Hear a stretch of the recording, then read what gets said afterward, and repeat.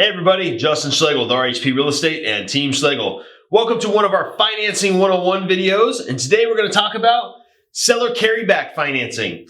So that is a term that gets thrown around, but a lot of people don't really understand it. So what that is where the seller actually becomes the lender when they sell a property. So a lot of times we'll see these in land transactions, commercial transactions, and things outside of the traditional residential real estate. It's where an owner has some equity and they don't necessarily need the funds or the proceeds from that sale right away. It can be a great way for them to achieve some additional income by interest rate on a property that they are selling. And of course, if the new buyer defaults, then they could take it back and sell it all over again.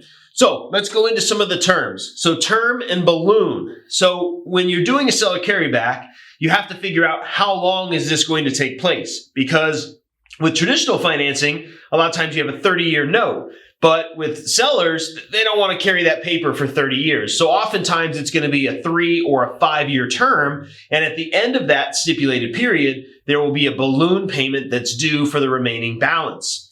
The amortization to create the payment, though, can be over a longer period. So for example, you could amortize the payments as if it was a 30-year structure, but have a balloon payment due in 3 or 5 years.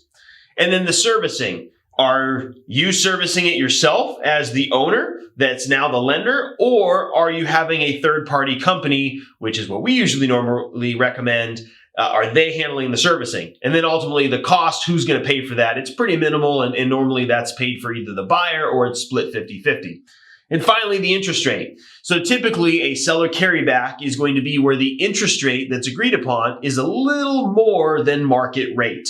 That is kind of one of the advantages for the buyer and the seller, because the buyer doesn't necessarily have to get credit approved and they don't have to go through a lot of extra fees when they're buying to get this financing. So those are a few notes about seller carrybacks. If you have any questions about real estate, financing, or otherwise, please give us a call. The information's below. Thank you for watching and have a great day.